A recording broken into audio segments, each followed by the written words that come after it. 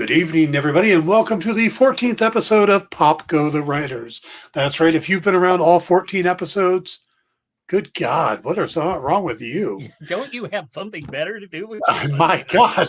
I mean, it was bad enough before, but I've been on for several episodes now, so. Yeah, I mean, we're on the downhill decline here. Yeah. We lost the pretty one, and we got Paul. I'm not sure how this worked out. I don't know. I'm kind of. I've noticed, Paul, that your shelves have suddenly become less Captain America and a little bit more Star Wars.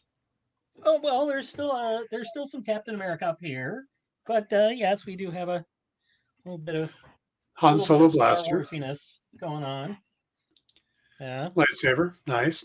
Yeah, from I have Halloween as both Luke Skywalker and Han Solo, though never as Princess Leia. Andrew says, getting ready to jump the shark. Oh, we've jumped the shark a long time ago. We've rolled it back around and are now taking selfies with it. Yeah.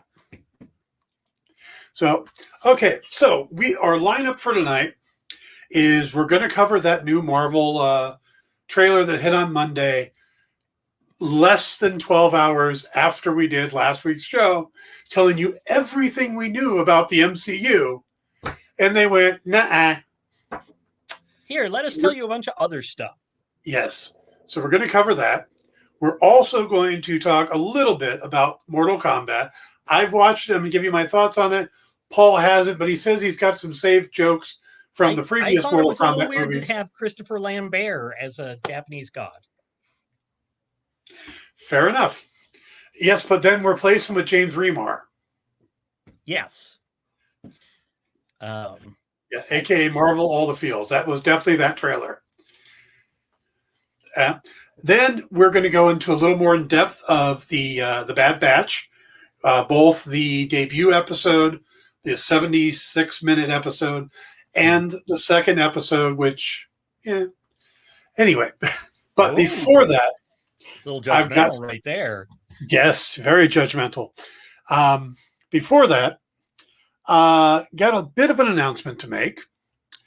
There's going to be some slight changes with the broadcasts.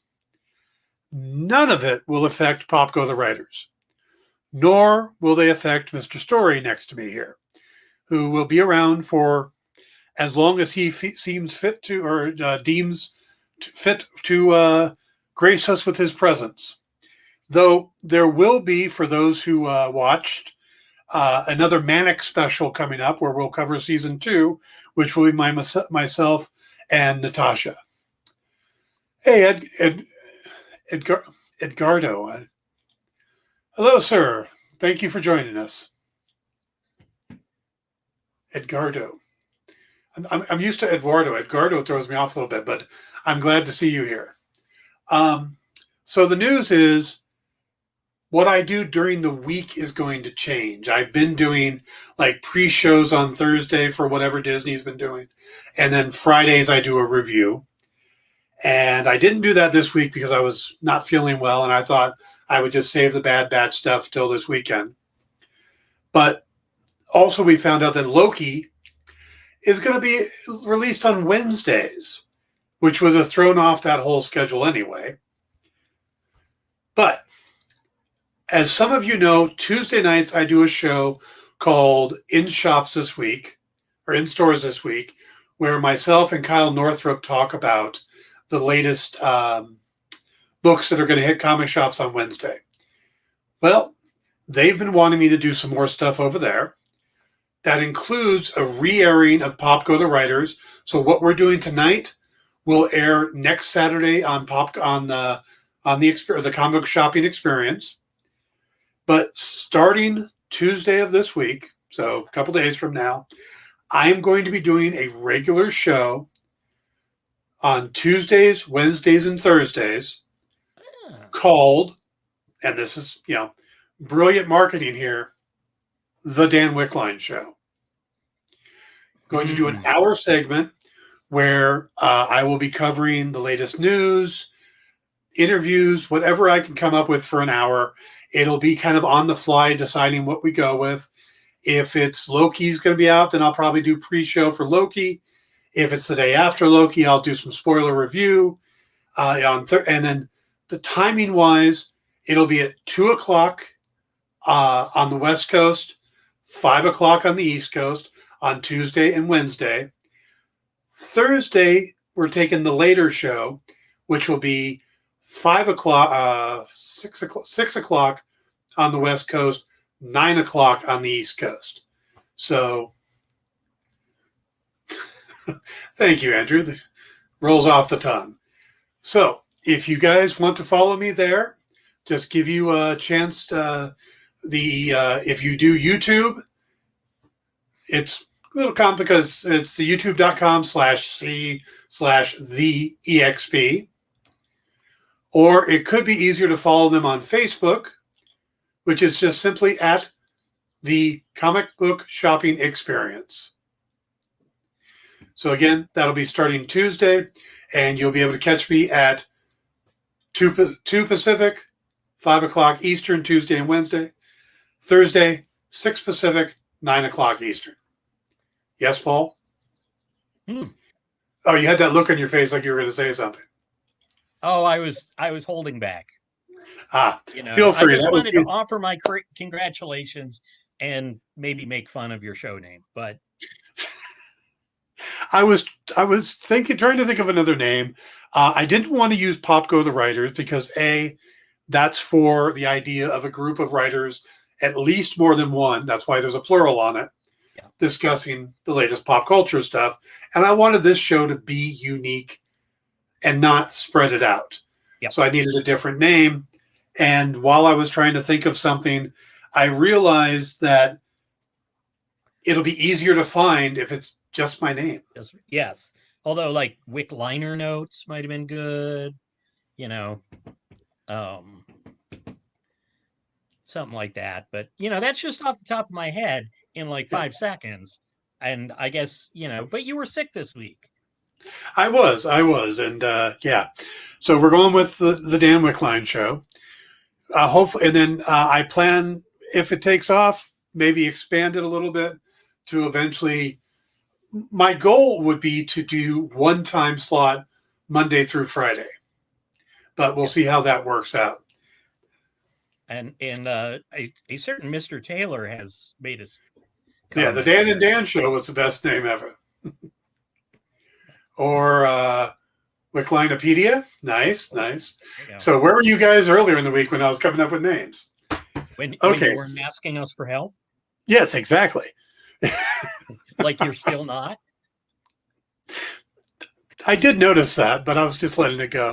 Letting you guys have your moments. But yeah, please feel free to come join in.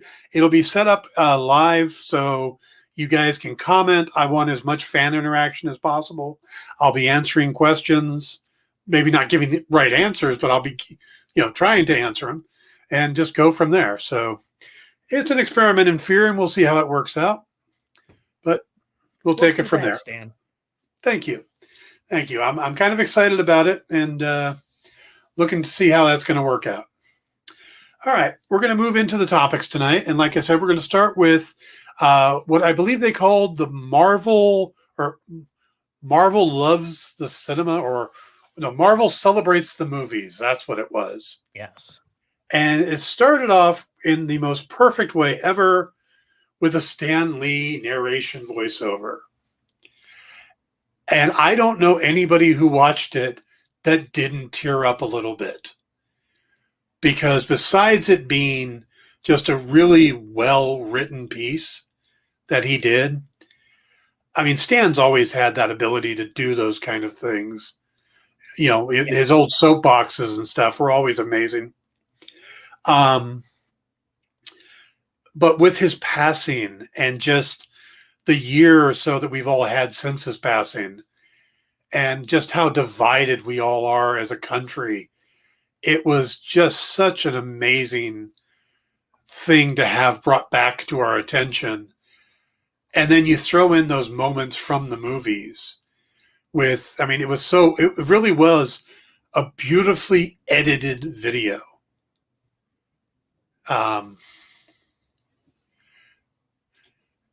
And it says Stanley voice, oh, they're already not playing fair. Yeah, exactly. Yeah, Yeah, and they weren't tugging at our heartstrings. They were hooking them to the back of a pickup truck that Stan drove away. yes, yes. And he got much further than he did with Mjolnir. Yeah. So, Mjolnir. Mjol. meow, meow. Yeah, meow.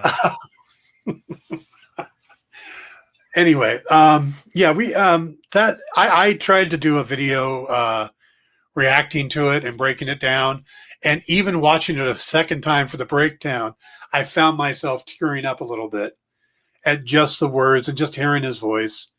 So that was a real heartstringer. And then they just start rolling out movie titles, and it's like, oh yeah, Shang-Chi's or Black Widow's coming. Awesome, yeah. Yeah. Shang-Chi's, that's a little more extra footage in Black Widow, and that's a little more footage from and holy, it's actual footage from the Eternals. Yeah, that one was like, what? Wait, Yeah. what? And again, as Dan and I have been going back and forth, the day after Yes. we did our thing, Exactly. it's But it's actually like, how we introduce our, start our conversations now. So yeah, Dan, day after. day after, yeah. Anyway, so Yeah. I got to stop saying anyway. I got to.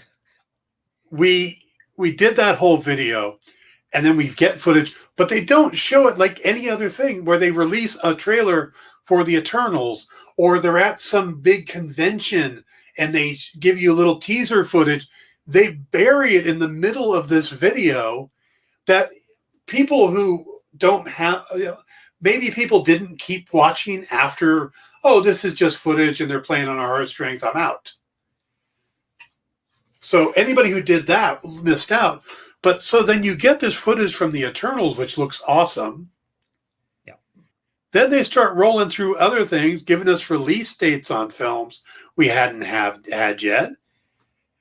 And then they tell us, oh, Black Panther 2 is going to be called Wakanda Forever. And my immediate thought was, that's perfect. Yeah. What other title could have it been than that? Yeah. That I must admit was also a kind of like a yes, bit of a tearjerker. Yeah.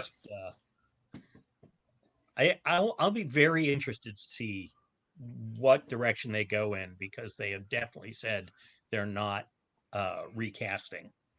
So. They're not recasting. They're not going to use a digidouble. No. So now that doesn't mean we won't get him in costume. Yeah, they could do scenes with a stuntman, like a stuntman doing something in the costume, even if it's only to kind of fill in flashbacks. Yeah, kind of thing. Because it's gonna be difficult to address the fact that the actor has passed, so the character has to pass at some point, or something has to happen to the character that he's not around anymore. And there are ways they could kind of skip around it by suddenly maybe it's a flashback episode. Maybe the whole thing takes place before T'Chaka's killed. It's a prequel type movie, or they could go that route and not even deal with the issue.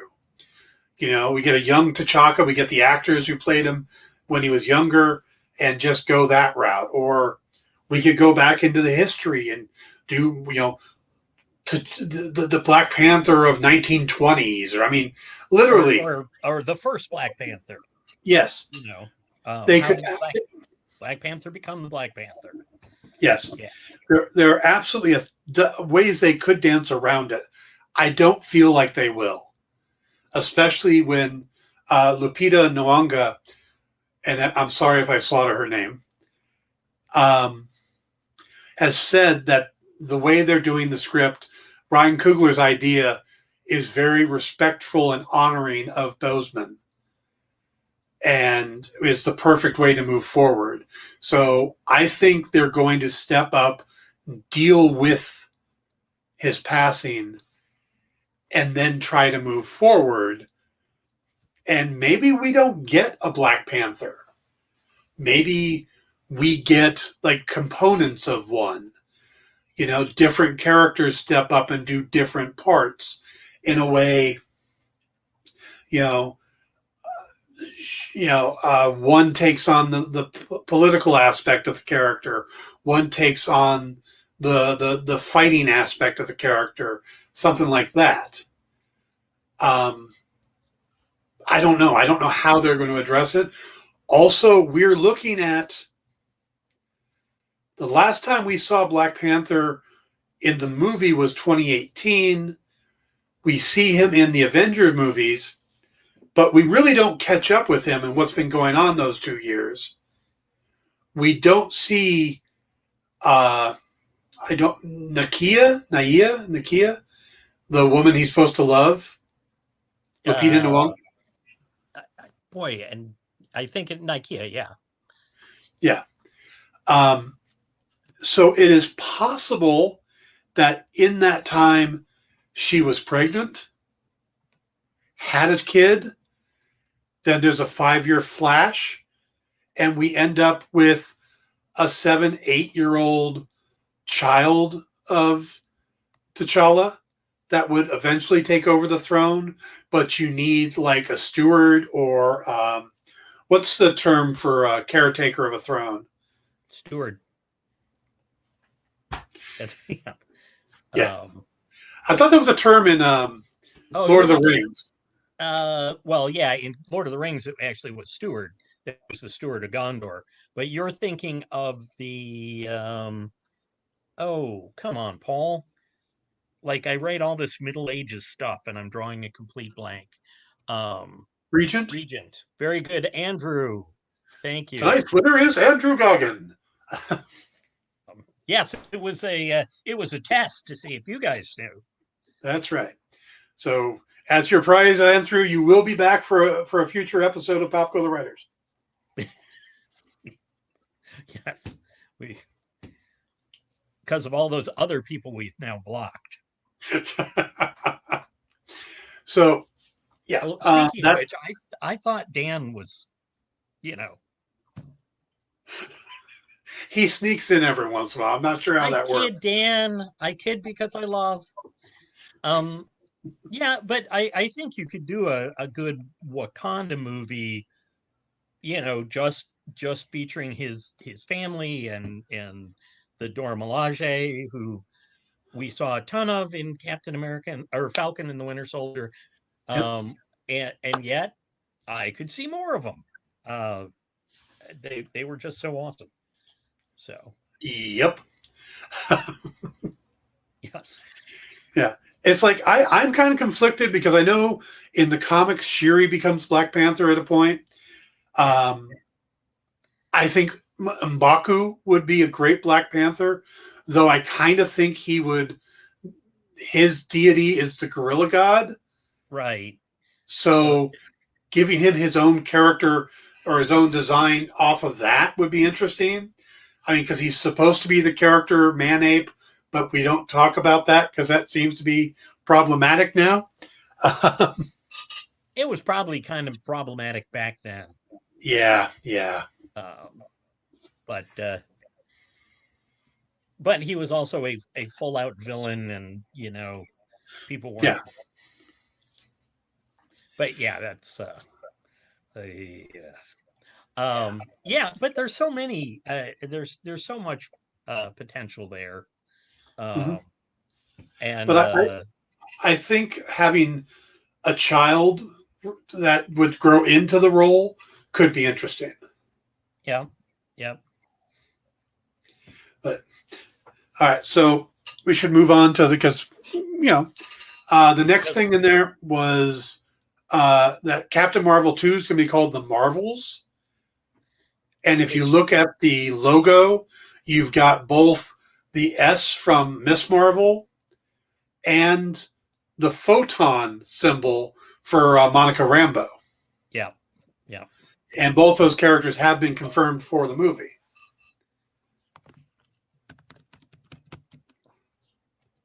Yeah, that it's funny because some apparently some people have gone like, aha, see, that means they're getting rid of Brie, the people who were like, I hate Brie Larson and that was an Oh, awful movie and that stuff. And they're like, ah, see, they're getting rid of her. And it's like, no, no. no. If anything, Brie Larson is as an actor more more popular and more respected than she was when she got the part. So no, I don't think so. I thought she did fine. I I thought she think, did too. yeah, no, let me rephrase that. I thought she did well. I think that there was it could have been directed better. It could have been a little faster paced, and the writing could have been a little better. But that's where I saw issues, nothing to do with the acting. And I think a lot of the story beats were great. Yeah. You know, Yeah, I have I her just hot toy up there. I recently watched Endgame again, and I love when she shows up and Peter Parker's Spider-Man's reaction. Hi, Peter Parker. Hey, Peter Parker, got something for me? Oh, Yes. it was just such a great moment where yeah, she carried it casually. She had a lot of confidence. Yep. I got no gripes with Brie Larson. I think the only problem with the character is that they may have made her too powerful and might need to dial her back a little bit. Because if not, then it's really, why does anybody else need to show up? Well, maybe it'll be like Shazam, and she'll pass out some of her power to her friend. And that's what the Marvels is. Yeah, that's what I'm hoping. Monica and will be Lieutenant Marvel. And I'm hoping she ends up as Photon or Spectrum, or and I'm hoping they'll introduce Blue Marvel in this as well. It'd be a neat place to bring him in. yeah, yeah. So, and then we got the dates for Guardians of the Galaxy 3, and of course they teased the Fantastic Four. It was just a pretty mind-blowing little trailer to drop on a Monday morning without any warning. Yeah. Yeah. And then there's a, I don't want to say a rumor. Yeah, I guess we'll go with the rumor that somebody got John Campia, who's a film pundit, who's been in the industry a long time. He's got really good connections. He talked to somebody at Marvel and asked them the simple question, well, you did that trailer, but there was nothing about Blade or Captain America 4 or these other movies that have been announced. The Avengers 5, what's up with that? And the response to him was, well, there was nothing about Avengers 5 or Eternals 2 in it either. And it's just because these are the things they were just looking at this certain window of time. Everything after that will be dealt with in the future. And most people looked at it and went, there's already an Eternals 2. But if you look at the fact that the director, Chloe Zhao, just won an Oscar for No Man Land, yeah, wouldn't you lock her up for a sequel no matter what happens, regardless of the fact that the movie hasn't come out yet? Wouldn't you lock her in right now? Seems like maybe a wise choice. Yeah. Yeah. Or even before her Oscar win, like as soon as you hear she gets you're going to get nominated, hey, let's yeah, let's. So, yeah, it's they can't. Well, you missed the fact that Andrew also suggested that maybe there's somebody who could drain off some of her power, but we don't talk about that. That's right. That's phase 5. We're still in phase 4. Yeah. No. Yeah. Wait, there it is. Sorry. No mention of that, sugar. Oh, you rogue. All right. So, what were your thoughts on that trailer? And it just caught me so off guard that, it popped up, and I thought the Eternal stuff looked amazing. Marvels threw me off for a second. I was like, what the heck? Oh, right, got it. Um, and yeah, I was surprised out of everything that they've got coming up that FF was was the thing that they wrapped up with. I hear I hear that actually the negotiations Chris Evans has been in is not to come back as Cap, but to come back as Johnny Storm. A very old Johnny Storm. I would be fine with that. I think the reason they wrap up with FF is I think that'll be the end of Phase 4, as Andrew was suggesting. I was thinking the same thing. Sure. And maybe they haven't locked in exactly when the date's going to be, but it'll probably be the big summer movie for them. Yeah, yeah. So, yeah. and as we talked about last week, though, it's crazy how far out it's going. Yeah. And we got the date for Ant-Man and the Wasp, Quantumania. Which, not to be confused with the Who, Quadrophenia. No, I think it's absolutely supposed to be confused with that. Oh, no. Yep. I think so. Well, and Mania, Multiverse of Madness. I think they're, everything's going wonky. Yeah. I was thinking today, other than the Incredible Hulk movie, has there been a single franchise Marvel has done that didn't get a sequel? Well, they started with Iron Man, obviously had a sequel.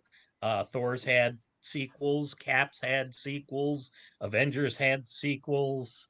Well, so far, Captain Marvel hasn't had a sequel, and Black Panther hasn't had a sequel. But they're both scheduled for one. They're coming.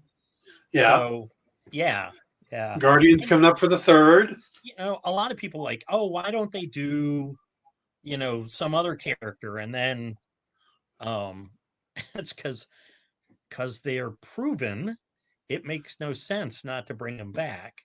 Yeah. And the only reason they haven't done another Hulk movie is because of the deal with Universal. Mm-hmm. Because Universal has distribution rights and they don't want to play that game. Right. And they can drop them into any movie, any TV show, and not have to pay Universal as long as it's not called The Hulk. For example, She-Hulk. Yes. Yeah. So, yeah, I mean, and honestly, I think the Hulk works a little better in a framework where he doesn't. I mean, not that I don't think Ruffalo / Banner could carry it, and I suppose now that he's Smart Hulk, it would be different. But back when it's Mindless Hulk, that's always kind of a weird. I mean, I know that the book has lasted for decades, but still, it does get a little like, oh, the Hulk Banner turns into the Hulk, and he happens to beat the bad guy because the bad guy usually attacks him. Mm-hmm. So Andrew does make a good point. By that, Andrew says there are only so many weekends to be able to release MCU movies. And Andrew, are you telling me that if they released 52 movies a year, you wouldn't see all 52 of them? Although I bet you it would cannibalize the recurring numbers. Yeah. Which they don't want to do. Yeah. But they could easily do 12 a year. They could drop one a month and not hurt themselves. And I think people would go. Yeah. I think the key to the success of Marvel, at least in my opinion, and that's what this whole show's about, is our own opinions. Okay. Not my opinion, about good save. Our opinions. Good save. Is that they're not doing a single genre. Because first thing, you have to throw out the idea that superhero is a genre or comic book is a genre, because Road to Perdition, Scott Pilgrim versus the World, and Ghost World, or what it was. Yeah. Yeah, were all comic book movies. Second thing is Yeah. superhero. I mean, Police Academy and Training Day are both police movies. It doesn't mean that being a police thingman isn't a genre. So you look at all the movies, they're all different genres. Just like Falcon and the Winter Soldier was very different than WandaVision, which is going to be very different from Loki, which will be different from Hawkeye. And in the movies, I mean, Ant-Man's usually a heist movie where Ant-Man seems to be a heist no matter where he goes. Even when he becomes a big part of the Avenger movie, it becomes a heist movie with Endgame. Well, you need a, if you got a guy who was a professional thief, it makes Yep. sense to use him to acquire things. You know what? He wasn't a professional thief, though. That's the funny part. Is he robbed from a place because they were mistreating the planet or something? I have to go back and look again. Right. He basically Right. did one crime. Falling back into the Actual Scott Lang comic history. Yeah, agreed. I have too, and I forget about that he's only done one real crime. Yeah, he's just really good at Well, two. He stole the stuff, and then he followed Captain America, which at the time was a crime. By the way, Andrew, we did not talk about Cowboys versus Aliens, because although I would watch Cowboys versus Alien, I watched the hell out of that. Nice xenomorph in the Old West. Oh yeah, Eastwood going up against him. Get off my planet. So no, there's nothing wrong with Cowboys versus Aliens was not. It was semi-entertaining, I'd say, yeah. But apparently nothing like the graphic novel it was based on. You know, that's a good segue into our second topic. Movies that are entertaining, but not necessarily good. Mortal Kombat. I wish I had the music cued right now. Yes. But you don't want to have to pay the licensing fee. So, true. Yeah. Yeah. So I sat down and watched Mortal Kombat. I have HBO Max and it was on there and for free. So I figured I should watch it. Yeah. It was entertaining. It was popcorn movie. It was action. It wasn't anything more than that. Yeah. There's a lot of big plot choices. So if you haven't seen it yet, let me throw up the spoiler banner. As I like to call it, the Stephanie Brown banner. And just going to pretend that didn't happen. Don't hate me because I'm more pop cultural than you. You mean punny? 6 to 1, half dozen to the other. So you're doing a movie based on Mortal Kombat. Mortal Kombat is about this tournament that these fighters get together and fight for the sake of the planet. So how do you do a movie that the tournament never takes place? It's a mystery. Yeah. You're also talking about a video game franchise that has had 12 games. Are they on their 12th? Mortal Kombat 12 is the current release? I am not sure. It's a crap ton. Yes, and with the crap ton of games, they have a crap ton of characters. And they decided that the main character in this particular film should be completely new. Someone that they should make up. Well, maybe they're going to do another Mortal Kombat game, and this character is the lead character in that. And of course, in it, they all have to find their arcana, which is their own personal power. And this new character Their literally gets plot Patronus, armor. if you will. Plot armor? Really? Wow. Okay. He's a fighter that can't defend himself. He always takes too many hits and loses because of it. And his power ends up being basically like Aquaman's armor appears on him with staffs. He gets batons, like fighting staffs. Like Eskrima sticks. Yeah. But with with the side handles. Oh, okay. So almost like he's got double single sticks. like baton, like cops' batons. Yeah. Yeah. And yeah, that's his fighting. And of course, he has to protect his family. So he's all about protection and stuff like that. And as soon as he finds he becomes the leader of everybody. And it's like, okay, you've made this guy out of nothing. Just made this brand new character, and he's now the leader. And it just really was weird. The fight sequences were great. The battle between Sub-Zero and Scorpion, the original battle before they're either of those characters to the later on, that was all brilliant. The fight scenes were brilliant. The best character in the entire movie may be Kano, because that actor knew he was in a Mortal Kombat movie and overacted and just was over the top. Everybody else were taking it very seriously. Not afraid to chew a little scenery there.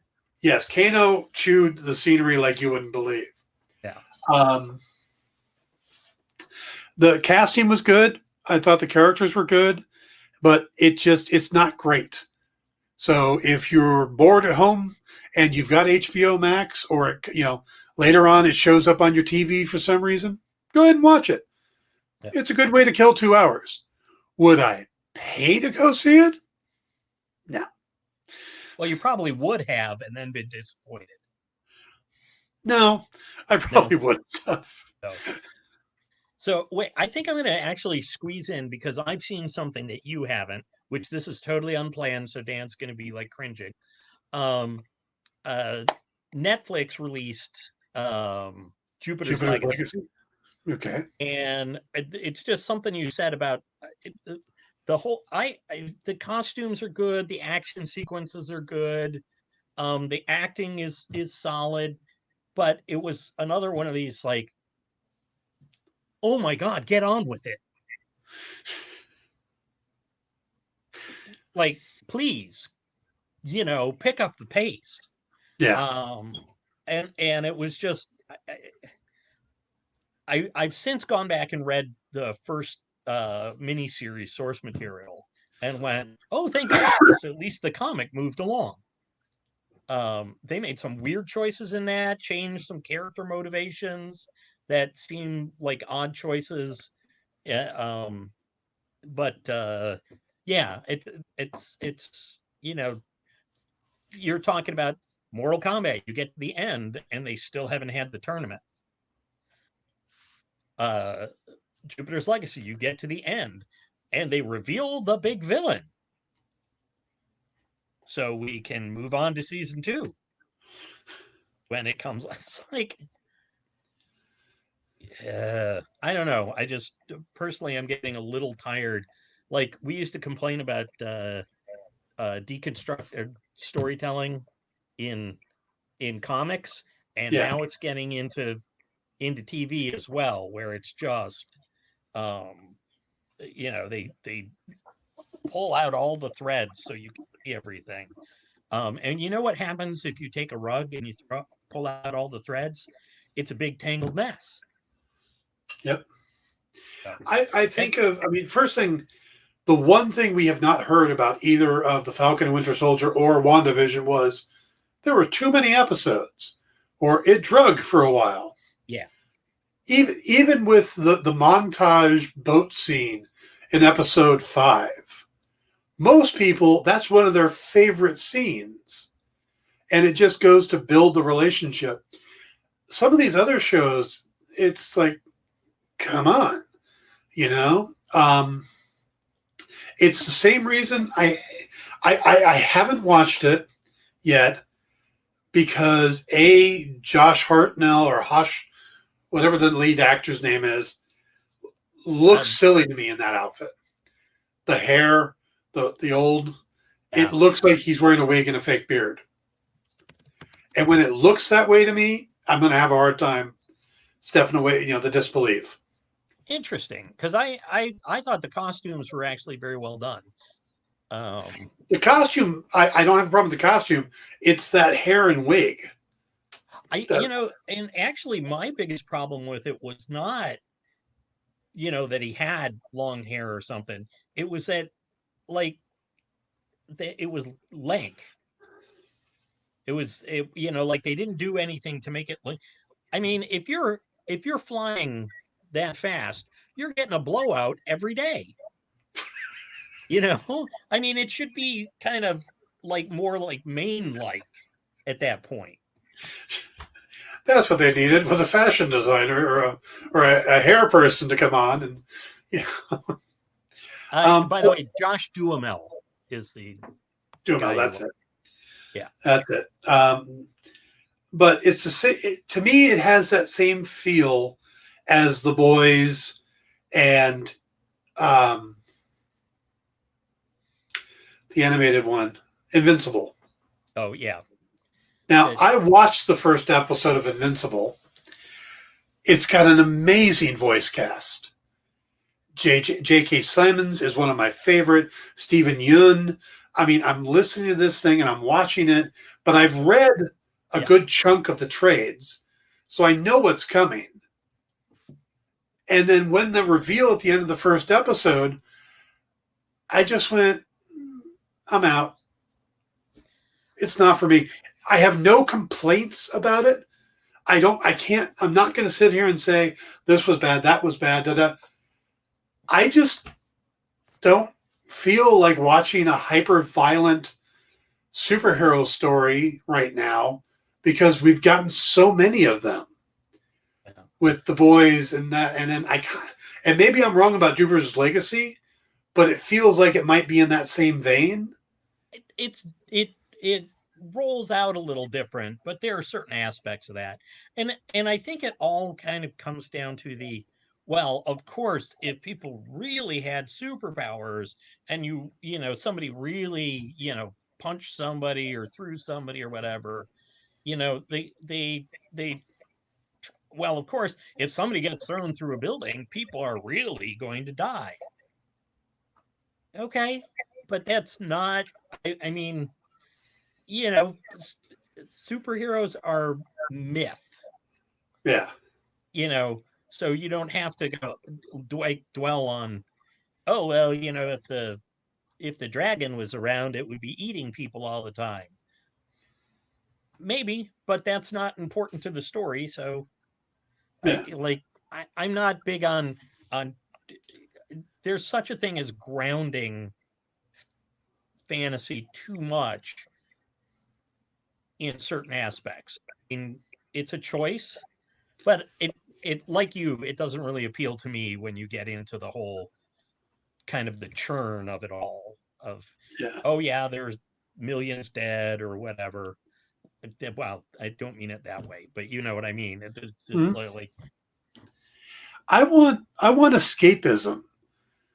That's what growing up reading comics, that was escapism. Is you'd go in and you'd find these amazing worlds to dive into, and you'd get a full story. Now we're getting these in comics too. We get these deconstructed tales where you even find it hard to like the characters that you've known for years. There's a series I just started reading. I think I got it right here. Black Knight. There's a new Black Knight series from Marvel. And I picked it up partly because I've always been a fan of the character. And also because, that's issue 1. And I also got issue 2. So I'm 2 issues in. And where I've always liked Dane Whitman, and with him coming up in the Eternals movie, I thought, let me jump in.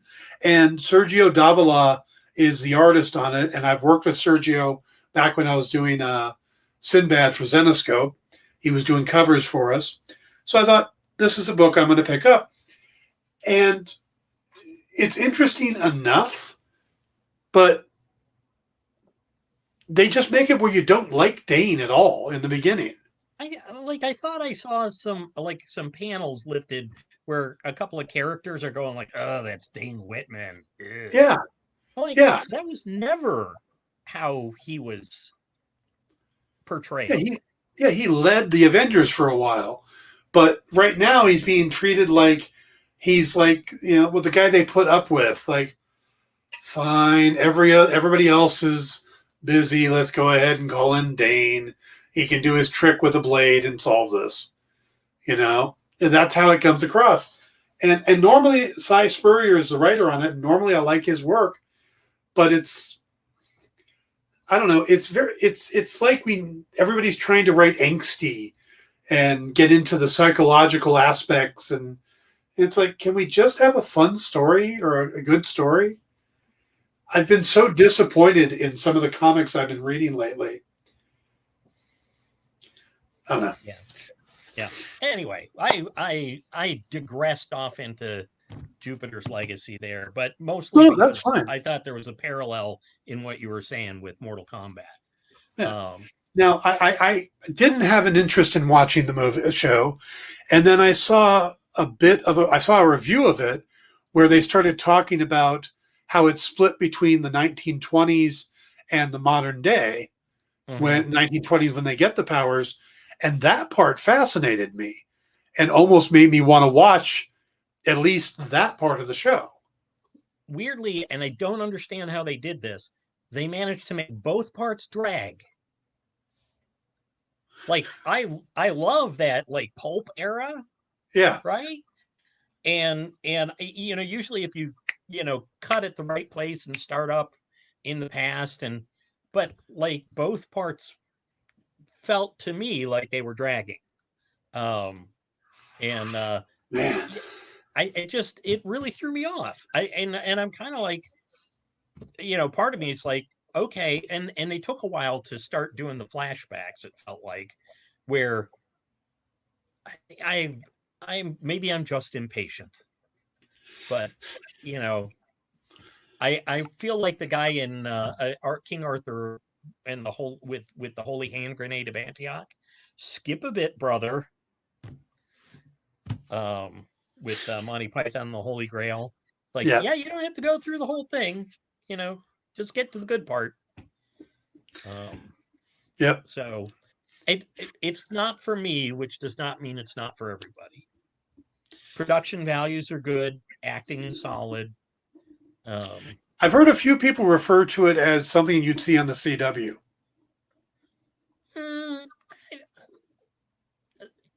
I can see why they say that. There are certain aspects of it that, like, angsty young people, like in the present. It sort of also reminds me of Kingdom Come, where like all the hot newcomers are kind of wrestling against the old way of doing things. Yeah. So, yeah. What's funny is I realized the other day that I used to watch all the CW shows. And I mean, I covered them for a long time for Bleeding Cool, so it was my job. But even when I wasn't doing that anymore, I still watched them. And I really looked forward to Crisis on Infinite Earths. And I watched it. And then I watched the end of Arrow. I saw the last few episodes of that season of Black Lightning. And I didn't finish any of the other shows. And I haven't gone back to any of them. And I haven't watched the new Superman show, even though I hear great about the Superman and Lois show. Yeah. Although, again, they've introduced teen angst. That's why they got kids now, so they can have the teen angst stuff. And I hear they're doing a lot of weird stuff on all the shows. And I'm not watching a lot of them. I will never give up on Legends of Tomorrow because it's just so off the wall. Well, but Dominic Purcell's leaving now. So we're down to Well, one original character from the show. yeah, yeah. But I like the new cast as well. I think they've done a good job with that. But yeah.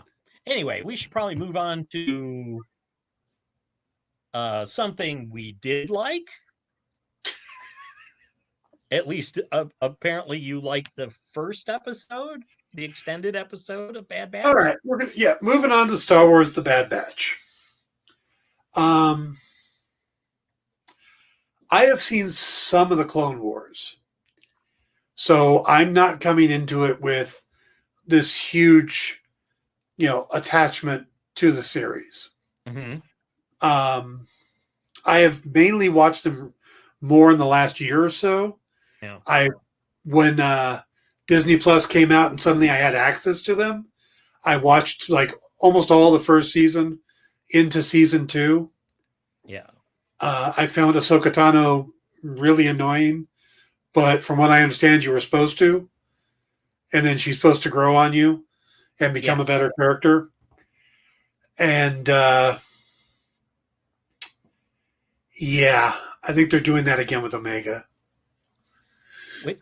By the way, the Bad Batch is not introduced to the Clone Wars until the final season that they put out when Disney Plus launched. Mm-hmm. I mean, love the concept. Yeah, I love the concept of them. I liked the propaganda reel opening, which they carried over from the Clone Wars. Though I noticed it was gone in episode 2. Oh, I hadn't. Wow, how did I miss that? Yeah, and from what I understand is that maybe the first episode was considered the end of the Clone Wars, and now that we're out, the Clone Wars are done. Order 66 has happened. We aren't going to get that anymore because the Clone War is over. It was right, and that was the idea was to evoke the new newsreels of World War II. Yeah, here we go with the mid-Atlantic accent. Yeah. Love that accent. I can do that accent when I get my head straight, and I could do that for an entire show, but not going to tonight. We'll have to do some pulp or noir review at some point. I'll throw on my fedora and we can do mid-Atlantic all show long. There we go. I like it. Well, I'll let you lead on this one. Well, I have watched. It took me forever to get through the Clone Wars. I have watched it all now. The biggest drawback to the Clone Wars itself was that I get really tired whenever they deal with Anakin, which is the same problem I had with the prequels. I don't want to be. I don't feel all attached to a guy I know is going to go on and kill women, children, sand people, friends. I cannot make that connection. Even though this is before and he's technically supposed to be a good guy. Okay, I got a question. Yeah.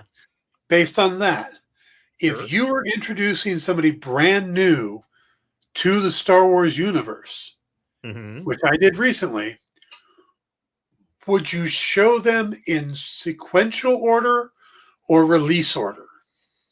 Neither. I would go with what they call the machete order. Okay, I've heard of that. Yeah. Yeah, where it goes Star Wars, which is now known as A New Hope, but it was Star Wars for me. Then you do Empire, which then he's who? And then you go back through the prequels. Mm-hmm. And then Return of the Jedi, and then the last trilogy. Although I might just skip the prequels. But and like, okay, if you liked what you saw, don't watch those because then you'll stop liking it. But if you went into the prequels not knowing about Darth Vader, and suddenly you're introduced to this world where Anakin is just a little boy that you know nothing about, and you could grow and attach to him and watch him go through all these phases. Do you think that would change the view of the prequels? Partly, but then you're setting up somebody. To me, you're setting up somebody then for disappointment. They'll be like, "Oh, this guy," and then he did this. Well, although by the time the prequels end, he's gone over the edge anyway. So, Right. um, and where do you put Rogue One? Andrew asks. I would, boy, I don't know that I would factor it in with trying to introduce somebody. I was confused, by the way, Dan, when you said introduce a new person to Star Wars. Yeah. I was like, oh, I'd love to introduce a new character in Star Wars. And then you said you'd done it recently, and I was like, what? When? And then I realized, oh, he means a new viewer. Yeah, my mother had never seen any of the Star Wars movies Yeah. and decided she wanted to watch all of them. And I had to decide what order to do. And I ended up going with the original trilogy, then went back and did the prequels, then did Solo and Rogue One, and moved on to The Mandalorian. And we're in halfway through season 2 of The Mandalorian. I am having a real hard time bringing myself to sit down and watch the last 3 movies again. See, and I enjoyed the last 3 movies, certainly more than the prequels, but I'm the other way around. I think Ewan McGregor makes those first 3 movies worth watching. Yeah, well, I understand. I didn't say I hated the prequels. I just said I like the last 3 better. I don't like the last 3 because they take away the happy ending we're given. There's so much weirdness that happens. You would think with the original trilogy that it would be easy to both make prequels that would fit and make sequels that would fit. And yet, like, the prequels happen within 20 years, there are people going like, I don't know if the Force is even real. And it's like, it's only been, it's been 20 years. Yeah. That'd be like people going like, I'm not sure that 9/11 was even real. But you also got to keep in mind with Star Wars, most of the prequels take place on Coruscant or the Central Worlds. Most of the next set of movies take place in the Outer Rim, where people hadn't heard about all that stuff. They were more like legends and stuff. Well, except that it does fill in with the Clone Wars. A lot of that stuff happens on the Outer Rim. And actually, some of the Jedi battles with the Separatists were Outer Rim worlds, if I remember correctly. And keep in mind that today that there are teenagers who don't know how to work dial phones. Well, yeah, but I get that because they've never had to. But that's the thing. If they see somebody in a movie or TV show and the person uses the dial telephone, they wouldn't go, well, what's that? They'll figure it out. They'll go like, oh, that's a telephone. He's doing something that puts through the number and then talking through it. So I don't know. It seemed very odd to me. Also, Ewan McGregor to Sir Alec Guinness. I know we've talked about this. The desert is harsh. It is very harsh. But still, it's just like, wow. Andrew says the question becomes, how many Jedi are there at the height of the galaxy? If you read the newer stuff that's coming out now, the Light of the Jedi, what they're doing in the new books, then there was a crap ton. by the time we see it in Yeah. the prequels, there's a lot less. Yeah. But yeah. Sure. Yeah. But still, um So we're Han saying the holonet Solo is now Fox News? Han Solo is older than Luke and Leia. Yes. And yet he's like, yeah, the Force. He's not Or that much older than Luke and Leia. but old enough that it seems weird that he just kind of goes like, that never kind of, because he seems like he's like, that never happened. Right. And that seems like a stretch. But anyway, so but we were talking Bad Batch. Right. Bad Batch. All right. So what did you? I love that they did jump in on Order 66 and point Yes. out that the Bad Batch, for the most part, were unaffected by it. We had a lovely little Star Wars Rebels Easter egg there because the kid was Caleb. the Caleb grows up to be Kanan Jarrus, who Right. was one of the main characters. How do you know if I knew that? By the way, were you as disturbed as I was? I don't know. Maybe I just haven't seen the species before in Star Wars. Did it not look like his mentor had two giant zits on her head? Like every time they focused on it, I was like, that looks gross. Like I'm like, has she not realized you could just pop those? It was, go find Dr. Pimple Popper. You know, she's a live action character as well. I did not realize. She I did is not realize. in the end of the third Revenge of the Sith. Her Okay. death is in Revenge of the Sith. So, But yeah, it distracted me, which is not generally a good element of character design. no, But especially not an animated. Jeez. so Yeah, I enjoyed that part of it. I really liked the first episode. yeah. I had high hopes coming out of the first episode. What bugged you so much about the second episode? It was formulaic and boring. Okay. Here was my big problem with the second episode, and I did have one. We can fly you off this planet. No, you guys are wanted. So we'll go through this convoluted thing. And in actuality, if they had just let them fly off, if they had just gone, the settlers had just gone with the Bad Batch, they could have flown them somewhere, dropped them off, they would have been fine. Yep. That was the one thing. It's like I didn't, I did not get the, oh, you're wanted men. So are you, because you're a deserter. So yeah, it was just a very weird.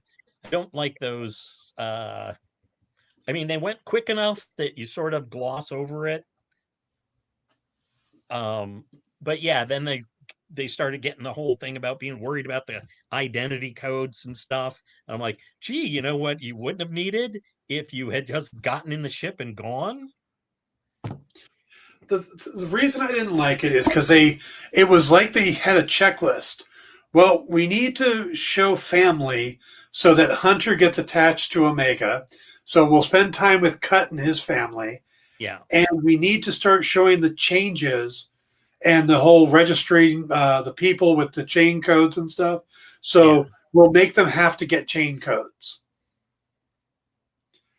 So it was a forced episode, and because you're right, they could have easily gotten on the ship with the Bad Batch and flown to another planet, anywhere else. Yep. But instead, and that was, like I said, the whole thing felt forced, and it was an episode of the week type thing. It's like, well, why are you doing it if you're doing episode of the week stuff? and maybe it's because I'm in the mindset of Disney Plus series now that have these short, self-contained stories they blow through. I didn't see any Right. purpose for this whole episode.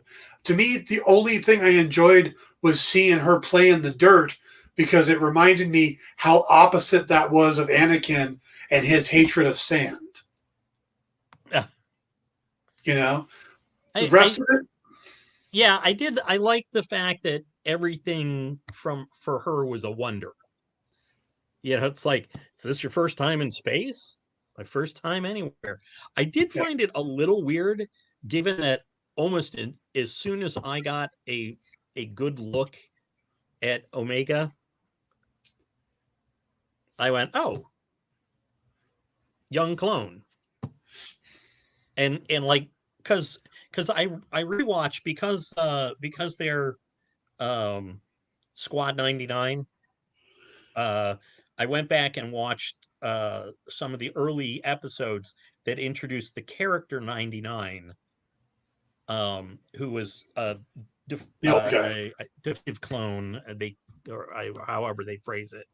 And in that you see that the clones do start training as like pre-adolescence, 10, 12, whatever. Yeah. So it's not like they haven't seen a young version before. Mm-hmm. And I was just sort of like, really? Because the little thing Dude, on her head is not enough to fool she's me. blonde and a Yeah, girl. yeah. But they also have blonde troopers, you know. This is another thing that I run into actually with Cut. Mm-hmm. It seems to me there would be a um plastic surgery in Star Wars. Yeah. Like you didn't try and do anything with your face. Like, oh, I grew out mutton chops. That should keep people from going like, hey, that's my face. That's right. You look just like. Yeah. Um, um, yeah. but See where the first episode to me had its flaws. Again, I agree. Everybody should have known she was a clone because they're on the cloner planet, and it's not like there's another source for children on the planet. It's the Camino it's people. human children too. Yeah. Yeah. So you got a human child walking around. So yeah, it's pretty obvious where she came from. Um, I thought the best thing that came out of the episode was Cut basically making the comment of, you guys aren't rejects. You were enhanced for certain abilities. So what is hers? Right. Right. And so that made it interesting to me. And I did think in the whole first episode, they made the fact that Crosshairs was going to be flipped Yeah. pretty obvious from the Yeah. very beginning. Of course, and So, I went back and watched all the Bad Batch Clone Wars episodes, and none of them had a great um attitude. They were all kind of prickly. yeah. But yeah, Crosshairs, they really emphasize that. And but I it's weird because I forget that not all there were some clones that knew about the implant, but not most of them. Yeah. So like for some Well, reason I thought the Bad Batch knew, but they did not. well, Um and it's obvious they're set up to save him later on. well, sure, because the only reason that he's doing that is Yeah. um because of the implant and it getting ramped up. Right. So it does feel, again, a lot of this feels kind of forced. And I know a lot of people are huge Dave Filoni fans. They think he can do no wrong and that he does a lot of, salvages a lot of the stuff from the prequels. It's like the Clone Wars made the prequels better, is a lot of people's opinion. Mine too. I don't know. Um, I think Filoni is very talented, and I'm going to liken him in an odd way to Jack Kirby. I think Jack Kirby is a genius, was a genius, creative, brilliant, but needed to be honed a little bit, needed to be partnered. I think the best stuff that came out of Jack Kirby, the longest lasting stuff that came out of Jack Kirby was his pairing with Stan Lee or co-creator of Captain America, Joe Simon. Joe Simon. When he worked with Simon for all those years, and then when he worked with Stan Lee, because blasphemer. Yep, I know I was going to get it. I think that Kirby is a huge idea guy. But if you sit down and read stuff like the actual Fourth World books or his run on Mr. Miracle, which is Fourth World, his run on The Demon, those things, they're not as good as when he's working with someone. The brilliance of the Fantastic Four run of Kirby and Lee together is just leaps and bounds above not only what they each did individually, but as they did as pretty much anybody. I mean, that Fantastic Four run is some of the best ever in comics. And I think teaming Filoni with Jon Favreau is the right combination. And I think Andrew got to that as well. Yeah. You know, where it's not like Filoni is on his own for the Clone Wars. He's got a writing staff and everything. So. Right, but he's the top dog. He's not being checked. He wasn't that checked. The top ice wolf. No, I went with dog. It's a saying we have. So I think Dave Filoni is incredibly talented, but I think he needs his Stan Lee or his Joe Simon. And I think that's what he and Favreau do really well together. That's why I think The Mandalorian has been so successful. And I think that was what lacked a little bit in Clone Wars. Yeah, see, and that's part of the problem. Clone Wars, he had a mentor in George Lucas. Lucas is in that same class where he needed, the first Star Wars movie was good, not because of George Lucas, but because of what Lucas did. And then his wife edited it into something that was playable, or well, these are huge idea guys, but when it comes to actual storytelling, there's something to be desired.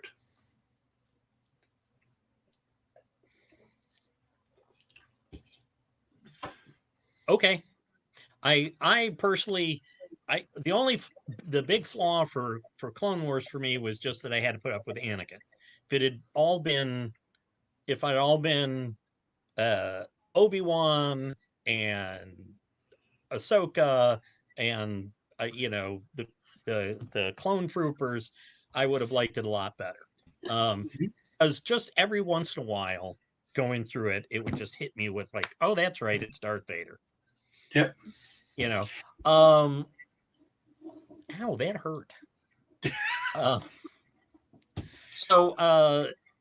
Anyway, but I still have hopes for the Bad Batch. I see your complaints about the second one. I think they were trying to, get the stuff that you were talking about out, the questions about Omega, as it's pronounced in New Zealand. New Zealand accent. But I mean, I did like that, like, she didn't know about throwing a ball, and she didn't, when somebody goes, don't go past the fence, it's not safe, she's just like, what? Why? Just go get the ball. and it does feel a little forced, but it also does make sense that she doesn't have any frame of reference. I beginning to wonder though, with her shooting, if she wasn't like, oh, this is an infiltration clone, because nobody's going to pay attention to the little girl who's Yeah, pre-programmed to kill people. it could be. She went through the red room. Yeah, I think that might be my problem. Is that the first episode felt like it was start of something special, a big story. Mm-hmm. The second episode felt like an episode of the Clone Wars, just an episode of a TV show. Yeah. You know? Well, how many episodes is Bad Batch? Do you remember? 14. 14. Well, that's I think the Clone Wars, the last few seasons had shorter seasons. Yeah, but it just, and again, maybe I've got the mindset of the Mandalorian, and I've got these shorter, condensed, good storytelling seasons, and I don't see a reason to do throwaway episodes, especially in a cartoon series. I get the idea of a bottle episode when you're doing a big series and you need to save money every once in a while, but yeah, I don't see it here. So I'm hoping that episode 3 will shake that off. I'll be happy. Happily, I'm going to sit down and watch it. But if we get more like that, it becomes a new series, and it's going to be the Dan complains and Paul says it's not so bad show for a few weeks. Oh no, we'll have Loki, for a few weeks, but then we'll have MODOK, and Loki, and oh god, it means I got to get Hulu again. Can't they just concentrate this stuff? Don't you have Disney Plus? I thought MODOK was going to be on Hulu. Right, but isn't there a deal that you get combined? Well, but it still costs more. Oh, I mean, it's not. Yeah, I had it before. Actually, weirdly, I think I was. Never mind, not important. But yeah, I had it before, and I finally was just like, I'm not watching Hulu enough to justify an extra, $10 or whatever it was a month. That it's only $5.99. Huh? It's one of the cheaper ones. I think it's only $5.99. Well, anyway. Oh, see, and I was spending $12 so I could get it without commercials. Oh, okay. I don't mind commercials.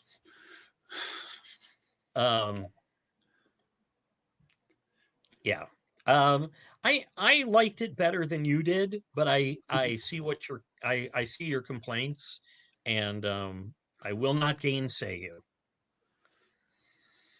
So you're hoping for more. See, I think one of the things is they may be planning to keep doing Bad Batch.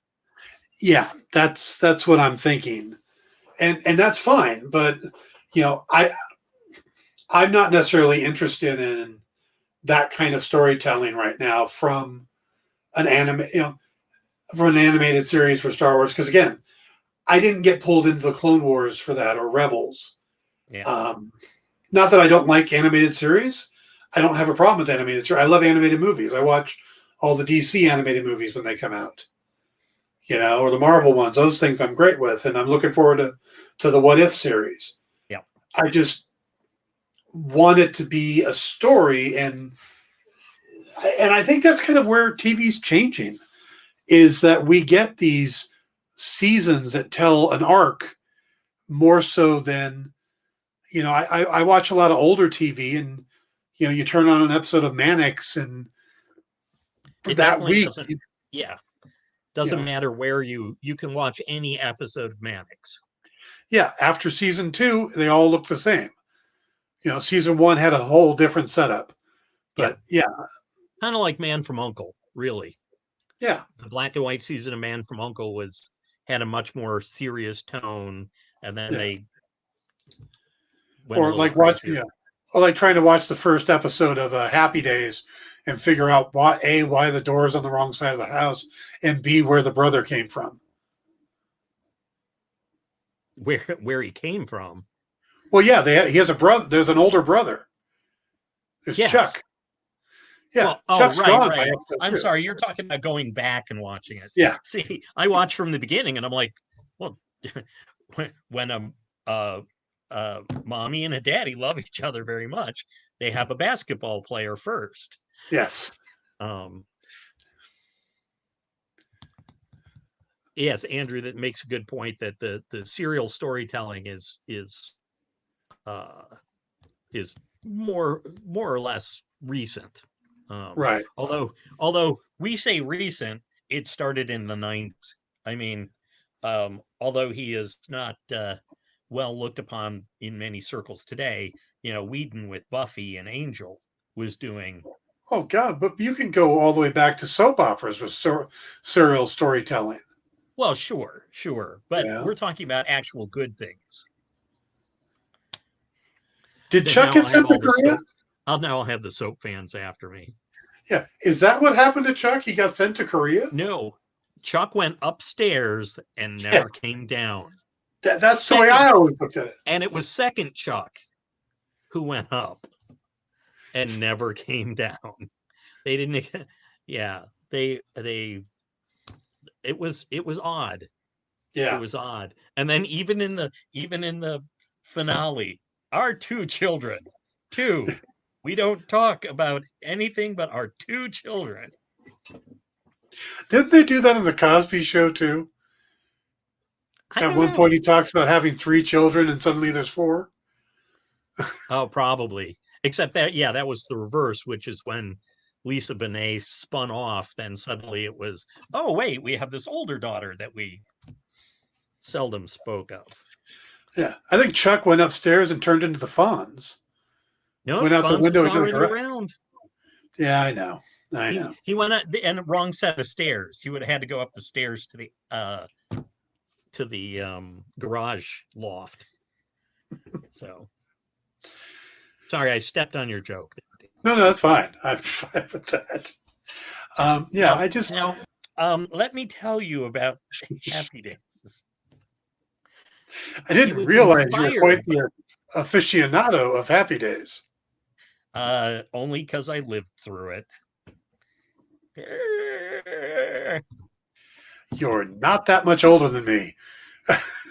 So you lived through it too. Yes.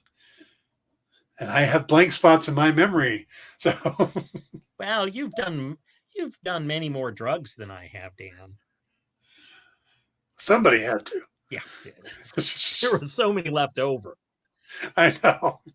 It's like, wow, we kept giving all these to Paul, but he wouldn't take them. You? Yeah.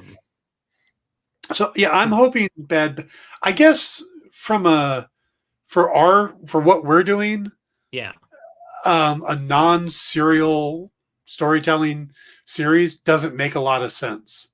I get you. Because right now what we have. I know, which is a shame. But it's more Star Wars, and I'm a sucker. Yeah. Now, like I said, I enjoyed the episodes enough that I was happy to watch them. Again, the second episode was kind of blah, but I really liked the first episode. Oh, darn, wrong one. Yes. I really liked the first episode. I liked the characters. I liked the concept that these were, they decided, let's tweak them a little bit. And I really enjoyed seeing Tarkin again. Even though he's vice admiral at that point, or yeah. I was wondering. Was wondering if they would Moff him. Not Grand Moff, right? Because that did take a while, and I suppose it would. Yeah, I was looking for my Splinter of the Mind's Eye on the shelf. Alan Dean Foster. Yeah. Who is currently getting screwed over by Disney. I heard no. He announced that they're now working on a deal. Oh, good. Um, Oh, Jacob says governor. I didn't think he had. Governor Tarkin. What did they call him, governor? Might have. Might have. Yeah, I didn't pay close enough attention. Yeah. So, Thank you, Jacob. yeah. Hello, Jacob. Yeah, Jacob is one of my D&D players. Speaking of which, how come you said you might invite me to one of your D&D games, but you never have? I haven't got to that yet. It's still in the You works. still don't trust me. You got to hear more of my opinions on TV shows before you. Well, you are suddenly a Chuck aficionado. So, but second Chuck was in the movie Willow. I did not know that. He was Eric, Mad Mardigan's frenemy. I just found out something interesting. Now, you said that you had some jokes for the original Mortal Kombat movies, but didn't bring them up yet. So I'm actually going to bring that up. In Mortal Kombat Annihilation, they did a quick switch on Johnny Cage's Just Long Enough to Kill Him in the opening. Yeah. The actor who played him in, not Lyndon Ashby, who played him in the first movie, I want to say Chris Conrad, I believe is his name, who was the second actor to play him, has actually been doing a lot of things lately, including the TV series The Patriot. And he's going to be in the upcoming Peacemaker series with John Cena as Adrian Chase, a.k.a. the Vigilante. Really? Yes. Just thought that was an interesting way. That's cool. By the way, he was, that is Chris Conrad. Chris Conrad, that was it. Yeah. So Chris Conrad, years and years after picking up the role of Johnny Cage, Just Long Enough to Be Killed, is now going to play the Vigilante in the DC series Peacemaker. Yes, who will hopefully actually be the Vigilante instead of being crisscrossed with Prometheus. Yeah. Yeah. Yeah, sometimes I think that they got a little too convoluted for their own good. Like, people are gonna think we were zigging, but we're gonna zag, and it's all like, or you could have just left it because most of the people watching the show didn't know. Yeah. So, all right, guys, I think this is a good point to start wrapping it up. We're going our hour and a half. Again, if you missed part of this episode, you can catch it on my YouTube channel, or it'll replay on Facebook or Twitch, whichever you're on, or it will be rebroadcasted on the experience, the comic book shopping experience, which you can find on Facebook here or on YouTube there. And that will be also the home of, as I announced earlier, my new show, the Dan Wickline Show. Be hard to remember that, huh? And that will start airing. That's the Dick Van Dyke Show. Sorry. Yeah, I do need a theme song, so maybe I can borrow that one. But that will start airing this Tuesday, 2 p.m. Pacific, 5 o'clock Eastern.